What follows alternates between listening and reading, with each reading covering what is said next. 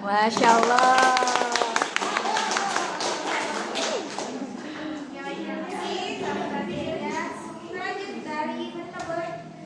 Dewan juri yang saya hormati serta pengambil acara yang saya banggakan, serta pula rekan-rekan semua yang kami banggakan. Layaknya pepatah yang mengatakan, tak kenal maka taruh. Maka dari sini izinkan saya memperkenalkan diri, izinkan kami memperkenalkan diri.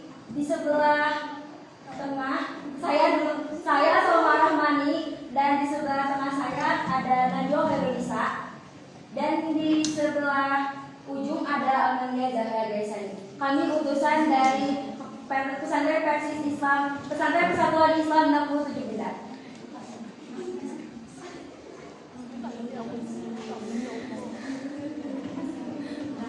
Oke, baik, karena semua sudah perkenalan ya, kita akan lanjut diskusi argumen. Kita akan mulai dari kelompok yang pro terlebih dahulu. Waktu tetap sama 3 menit. Lalu pertemuan ketiga kita akan mulai ya. 1, 2, 3. Bismillahirrahmanirrahim. Baik dari kami, dari perkenalan kita, baik dari pembicara pertama, saya sendiri akan memaparkan mengenai sebagaimana kita tahu filsafat ilmu itu sebelum kita masuk ke antologi dan aksiologi sendiri, kita akan masuk ke epistemologi. Ini mabadi al-kulli fannin asyallah al-hadd wal mawdu' thumma tamarrud. Maka kini kita akan membahas dulu al-hadd sendiri atau epistemologi sendiri.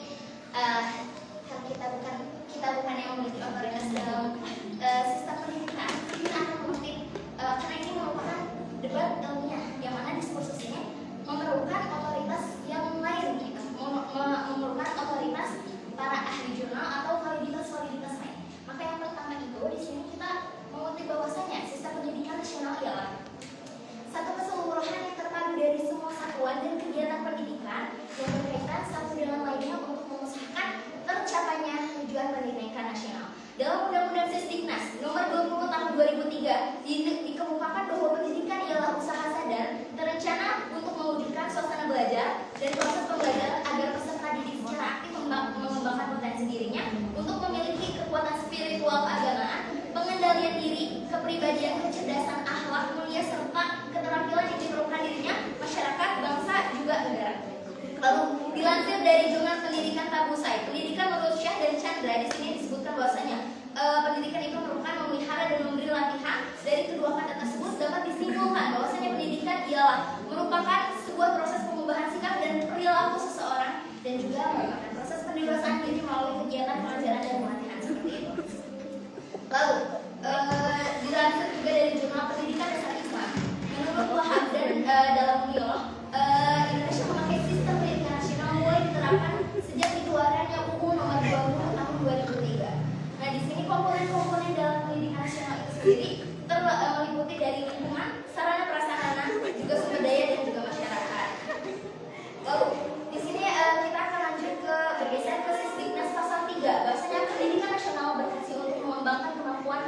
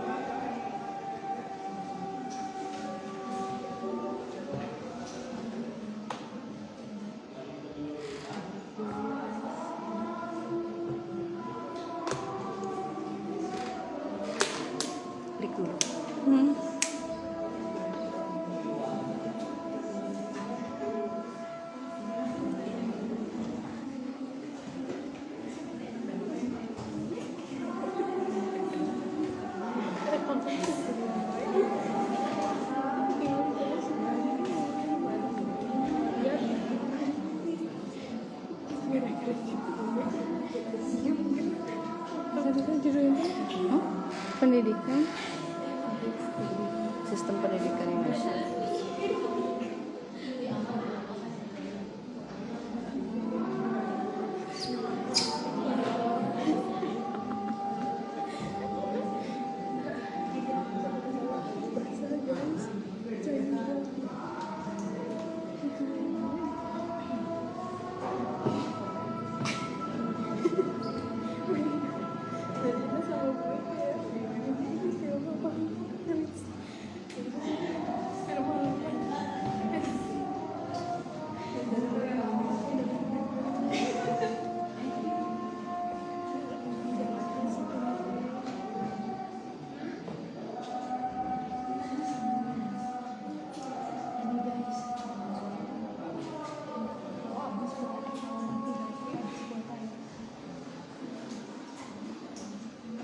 Oke baik, karena ada yang telah selesai kita akan lanjutkan lagi ya. Sekarang bagian dari Bunda untuk menunjukkan argumennya terkait sistem pendidikan yang keren. Oke, dalam hitungan ketiga kita boleh start dulu. Oke, hitungan ketiga kita mulai ya. 1, 2, 3. Bismillahirrahmanirrahim. Kami dari Pembina Petunjuk Benda menolak masih pada hari ini, di mana seperti kita ketahui, sistem pendidikan di Indonesia ini sebetulnya jauh dari kata baik. Yang pertama yang seperti kita ketahui ya, sistem di Indonesia ini bisa dikatakan mungkin beli ijazah bahasanya ya, karena memang pada dasarnya mahalnya iuran sekolah ini menjadi sebuah tantangan juga untuk masyarakat, di mana dari 275,77 juta jiwa Indonesia, 8,40 juta diantaranya adalah masyarakat kelas bawah atau pengangguran, yang berarti mereka pun akan kesulitan untuk membayar atau mengikuti sistem sekolah di Indonesia yang dapat dibilang mahal juga. Terlebih Indonesia pun termasuk ke dalam negara termiskin ke-74 dari seluruh negara yang ada di dunia. Merujuk pada Undang-Undang Tahun 2003 Nomor 20 juga, yang C, bunyinya bahwa sistem pendidikan nasional harus mampu menjamin pemerataan kesempatan. Sedangkan kita lihat pada realita lapangannya, sistem pendidikan di Indonesia ini tidak ada pemerataan dari satu wilayah ke wilayah lain. Seperti kita lihat di wilayah perkotaan mungkin sistem pendidikannya ini baik, tapi tidak dengan sistem pendidikan di pelosok-pelosok Indonesia. Padahal di undang-undang jelas tertulis kalau sistem pendidikan nasional ini harus mampu menjamin pemerataan kesempatan. Sedangkan yang kita lihat nih kan karena tidak meratanya ini, otomatis kesempatan untuk berpendidikan dengan baik pun tidak dirasakan oleh seluruh masyarakat Indonesia. Begitu. Terus kemudian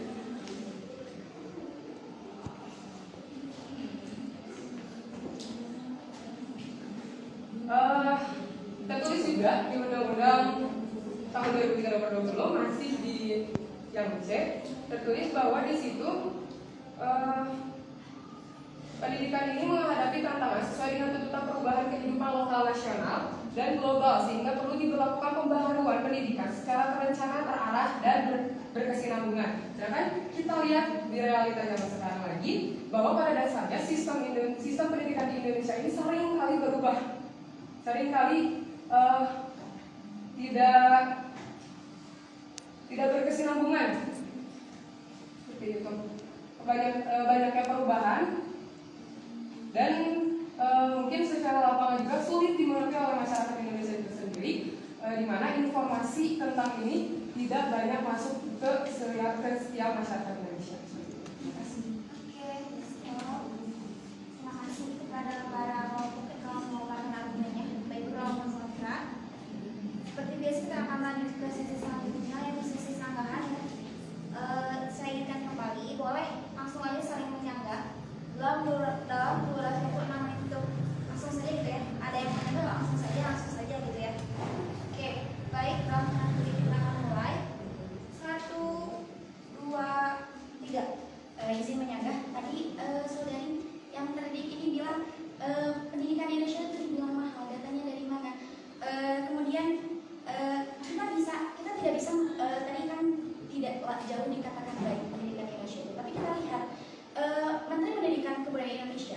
Nadiem Makarim sudah melakukan, dilansir dari kompas.com, dalam meningkatkan kualitas pendidikan kualitas sistem pendidikan di Indonesia. Berbagai program telah dilakukan oleh Nadiem Makarim. Pertama, pembiayaan pendidikan.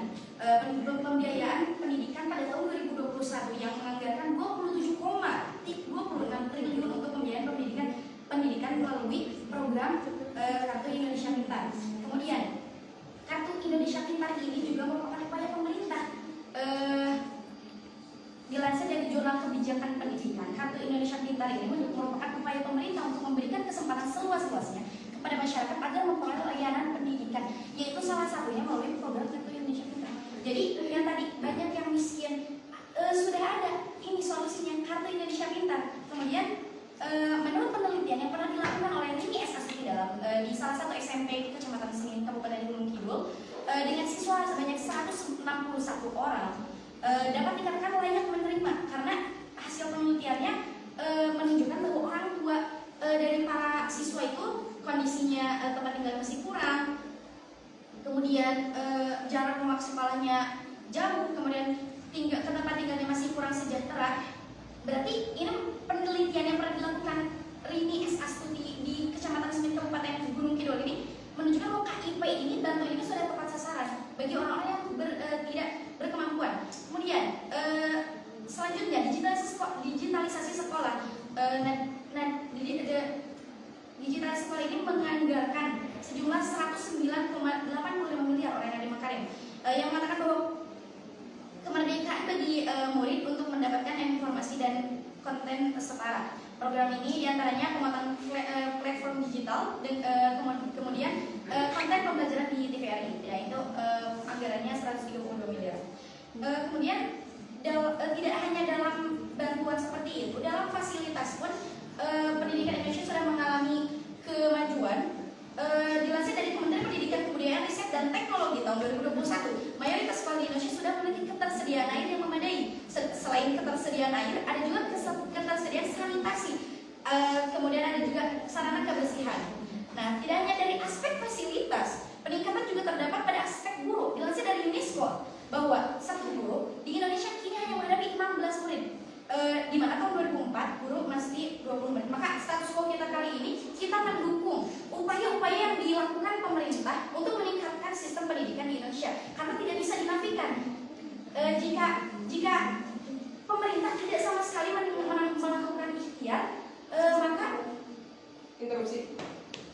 Untuk data yang tadi Anda pertanyakan, dari mana data saya tahu bahwa sistem sekolah di Indonesia ini mahal? Karena pada dasarnya, menurut data yang dilansir dari Dinas Kependudukan, di mana dijelaskan bahwa hampir 92% murid di Indonesia tidak bisa sekolah dengan baik atau tidak bisa melanjutkan pendidikannya karena berada di masyarakat kelas bawah, yang artinya mereka tidak bisa mengikuti yang namanya sistem pendidikan Indonesia ini karena mahal. Soal KIP, Kartu Indonesia Pintar, memang pada dasarnya Kartu Indonesia Pintar ini sudah berjalan dengan baik, tapi kalau kita lihat tidak semua Kartu Indonesia Pintar ini sesuai dengan sasarannya. Kartu Indonesia Pintar ini sasarannya untuk orang yang kurang mampu, tapi pada dasarnya di lapangan orang-orang yang mampu pun bisa dapat Kartu Indonesia Pintar. Berarti Kartu Indonesia Pintar ini pun belum sesuai dengan sasarannya, belum bisa membantu rakyat Indonesia sejelas-jelasnya sesuai dengan cara yang ada. interupsi. Berapa banyak orang mampu yang mendapatkan Kartu Indonesia Pintar itu? Ada datanya? Interupsi lagi. Kalau soal data berapa yang banyak yang dapat, mungkin saya tidak bisa sebutkan, tapi melihat dari kejadian lapangan yang ada, ya. Jadi saya tidak berlangsung sama data, tapi melihat dari penampakan fakta yang ada di lapangan.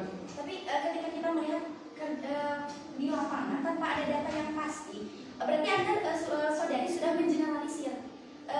Saudari mengalami kecepatan berpikir berupa hasty generalization, yang mana mengeneralisasi. Jadi tanpa data, tanpa bukti, kita ini debat ilmiah ya. Maksudnya harus berdasar pada data sumber, karena kita bukan orang yang langsung meneliti, memiliki otoritas dalam pembahasan ini. Maksudnya dalam penelitiannya secara langsung, secara apa sih, ke masyarakat gitu. Ya, kemudian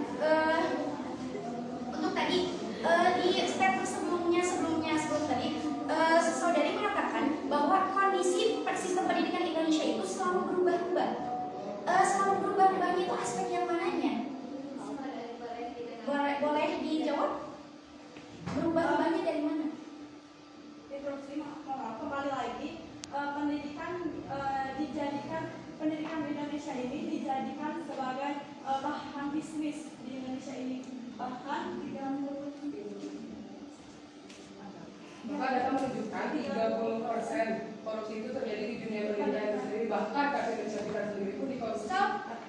Terima kasih teman-teman.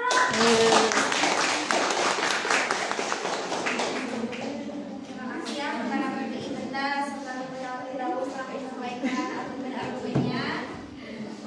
Bisa luar biasa ya, luar biasa banget ya Allah. Kita akan masuk ke sesi selanjutnya ya, yaitu kesimpulan dari argumen masing-masing atau closing statement ini. Waktunya 3 menit. Saya akan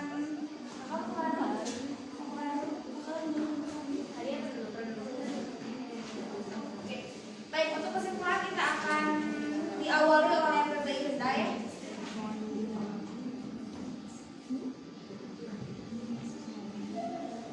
Oke, PPI Benda udah siap untuk kesimpulan? Nanti diperhatiin ya, kalau semisal lawannya lagi ngomong, diperhatiin ya.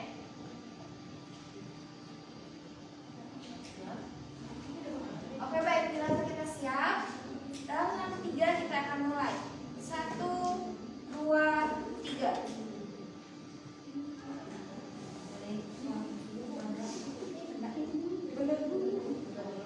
Bismillahirrahmanirrahim.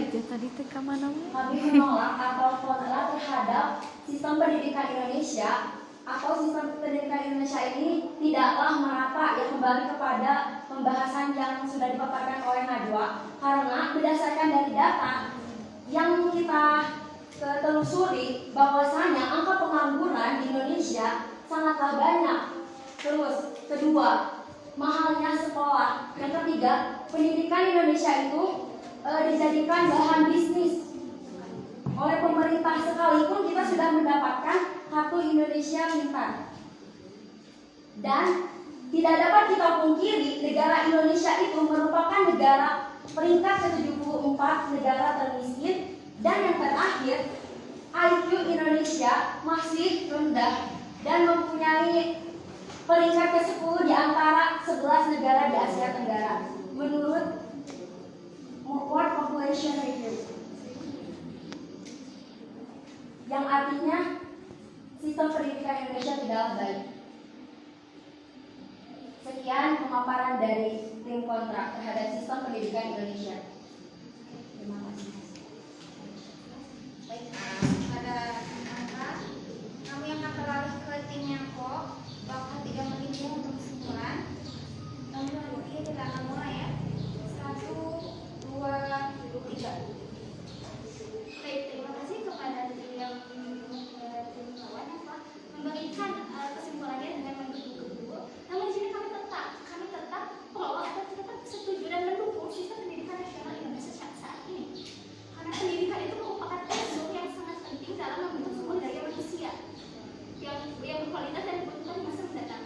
Juga tujuan pendidikan itu dalam undang-undang tidak akan mencapai jika sistem yang digunakan itu tidak tepat, dan sistem itu bisa menjadi tepat itu butuh proses seimbang. Kemudian dan melihat berbagai data yang dilansir dari berbagai sumber mengenai peningkatan dalam sistem pendidikan ini, maka akan didapati bahwa pemerintah itu memang melakukan berbagai cara untuk membuat sistem pendidikan nasional ini lebih baik. Upaya-upaya itu bisa terlihat dari segi fasilitasnya, dari guru, kurikulum dan sebagainya. Yang mana semua upaya dan pencapaian pemerintah itu kita tidak bisa menafikan atau kita tidak bisa salah atau menafikan atau menghilangkan upaya pemerintah untuk membuat sistem pendidikan nasional ini jadi lebih baik. Dan kita menuntut untuk peningkatan lebih dari apa yang sudah terjadi, atau kita menuntut sistem pendidikan nasional ini untuk menjadi lebih baik. Itu kan memerlukan waktu yang banyak dan tidak bisa terjadi secara instan. Kalaulah seandainya pemerintah itu sama sekali tidak ada upaya untuk meningkatkan sistem pendidikan ini, maka kita bisa tidak mendukung sistem pendidikan nasional. Namun setelah tadi data-data yang diberikan oleh teman saya, juga data-data yang tadi diberikan oleh teman saya yang mana datang dari jurnal yang tervalidasi, maka di sini dengan tegas mendukung upaya pemerintah dalam meningkatkan sistem pendidikan nasional demi mencapai tujuan pendidikan demi mencapai tujuan pendidikan nasional ini. Dengan kami sangat